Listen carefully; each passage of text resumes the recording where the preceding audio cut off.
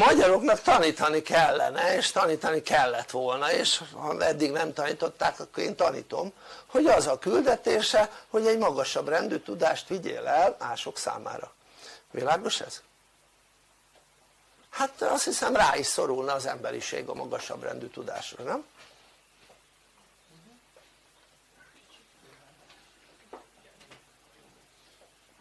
És ugye minden jóslat azt mondja, hogy a magasabb rendű tudás az ugye ezen az idő környékén innen fog elindulni, tehát az évforduló után ugye innen fog elindulni.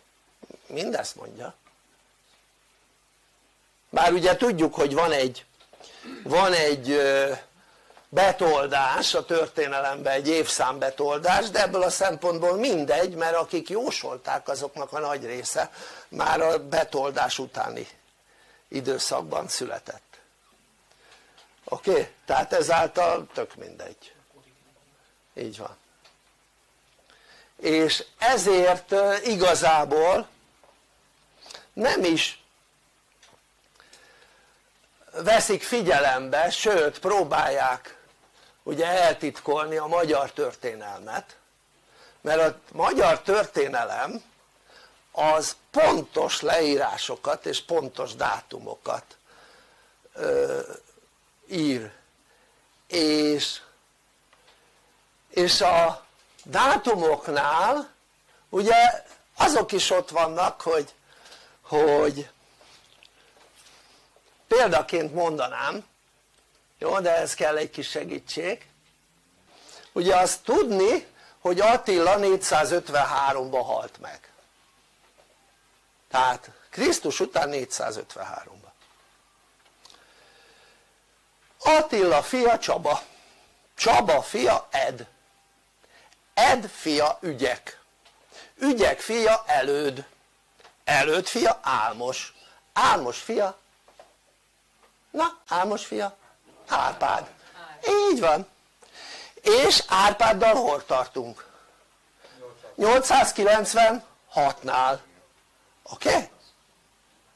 Na most akkor számolgassuk már egy kicsit. Egy generáció az 25 év. Na akkor adjuk. Csaba 17,72 generáció. Tehát Csaba, Ed, Ügyek, Előd, Álmos, Árpád, az 150 év max. Oké? Ha 25 évenként születtek. Márpedig akkor általában hamarabb születtek a gyerekek, mint 25 év. Oké? Na most, ami azt jelenti, hogy 453-hoz adjál hozzá 150 évet, az 600. És akkor miféle 896-ról van szó? Hova lett 300 év? Tudjátok mennyi hiányzik? Azt mondja, hogy 614 és 911 közé rakták be, azt számolt ki hány év? Az 297 év.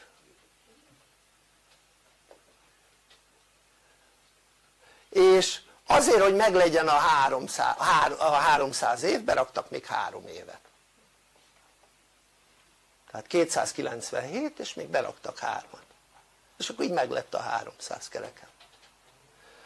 Tehát gondold végig, hogy az azt jelenti, hogy 300 év, akkor 3-szor annyi, akkor mind 75 évesen született.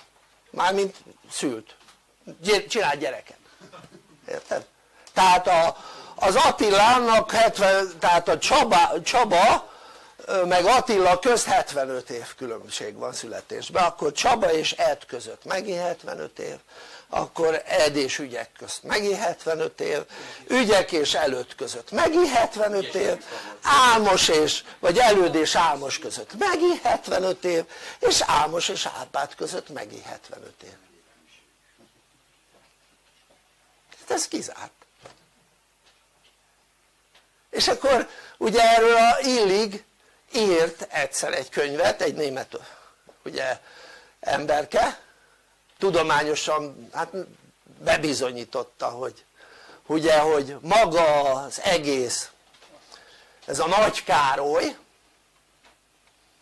meg a avarkor az úgy, ahogy kitalálmány az egész, az nem volt, tehát nem volt ilyen, tehát olyan, hogy Nagy Károly nem létezett. Ráadásul ugye tudományosan alá van támasztva, mert valahogy pont ebben a két időszakban nem találnak leleteket, tehát ebben a két időszakban nincsenek leletek. Tehát 614 és 911 közötti leletek nincsenek, ezáltal próbálnak hamisítani oda leleteket, tudod. A legjobb hamisítás mindig a történelemben az írás, hogy találtunk ilyen írást, olyan írást, amolyan írást, az a legjobb, mert azt lehet hamisítani, azt a legkönnyebb hamisítani az írást, oké?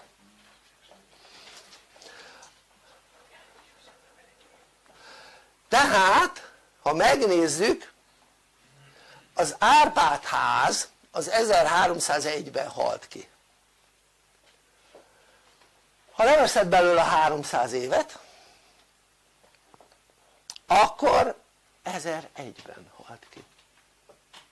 1001-ben.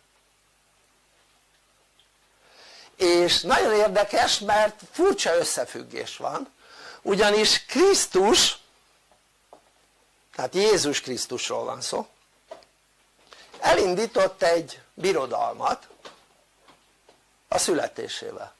Szó szerint ugye tudjuk, hogy ő egy pártus király volt, és azt is tudjuk, hogy a magyarok úgy hívták, hogy királyunk, tehát Jézus királyunk, oké? Tehát nem azt mondták, hogy megváltunk, meg stb., hanem királyunk, úgy hívták a magyarok Jézust, és elindított egy birodalmat, Árpád-ház kihalásáig tartott ez a birodalom, oké? Volt egy 1000 éves birodalma Jézusnak, amit ő indított el, oké? Tehát ez a fajta dolog, hogy őt fölrakták a keresztre feszítették, ez kamu, oké?